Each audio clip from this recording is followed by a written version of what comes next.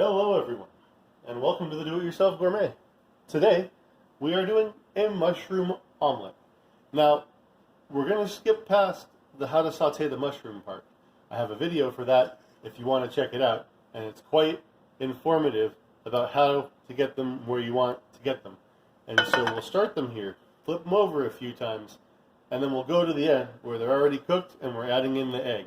So to begin, we've got ourselves about 1.5 tablespoons of olive oil and just shy of over 1/8 teaspoon of kosher salt, sea salt. And so here we are, getting the mushrooms in. The pan has been preheated on an almost fully high heat to get those going. You want the oil to spread around on the mushrooms, so go ahead, toss them around a bit, make sure they get coated with the oil. You can add a little extra oil if you need to, but don't add too much because the mushrooms will release water. And so we're going to cook these down and reduce them till they have been extracted of most of their water.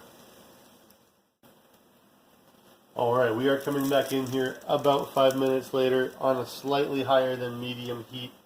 The mushrooms have been removed of a good deal of their water, and what we're going to do is pour the egg right on top and let it start to cooking.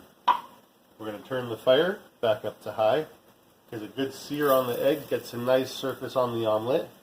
Give that a second to adjust, and then we will pour it in. That fire is back on high. Those mushrooms are sizzling, and we're going to start it in the middle and then pour it out and around in a spiral. Just like that. And there we go. Spatula, because waste not, want not. Make sure we use it all. Let it go across as you do it. Move it around the edges, let them get nice and covered. There we go. And now the cooking's going to take place pretty fast. You can turn the heat down to a medium-high at that point. That way it doesn't sear the yolk and the egg mixture too much and doesn't get too much browning if you don't want too much there.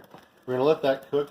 Start to give it a shake and a shimmy because it's going to want to stay loose, especially since it's going to be cooking and you're going to be doing a fold. Now I've taken the heat at this point, after about the first 30 seconds, to a medium because we want those eggs to set. As you can see, they're starting to get a bit more firm, but we don't want them to set too entirely.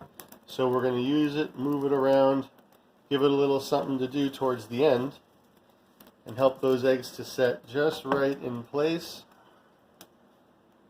Making sure we don't miss any of the spaces, and the medium heat makes it so that it does not burn or sear the bottom of the omelet.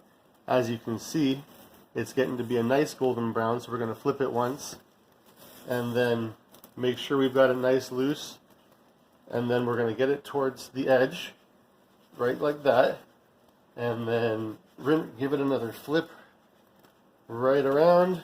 Oh, well, it should have gone on top of itself. Sometimes it doesn't, but hey, that's life. In a perfect world, maybe you take a little less mushrooms around the edge, but I like to be pretty generous with the mushrooms, so a little bit of breakage isn't too bad. That's got a nice golden sear to it. You can feel it. It's a little crisp because that goes well with the earthiness of the mushrooms and the browning that's created. Also, the water that the mushrooms release make it so that the bottom browns a little more quickly, especially when you go with the straight from the pan. But here you have it, folks. This is a 3-fold sliced mushroom omelet. Do-it-yourself gourmet. Thank you for watching, and we'll see you next time.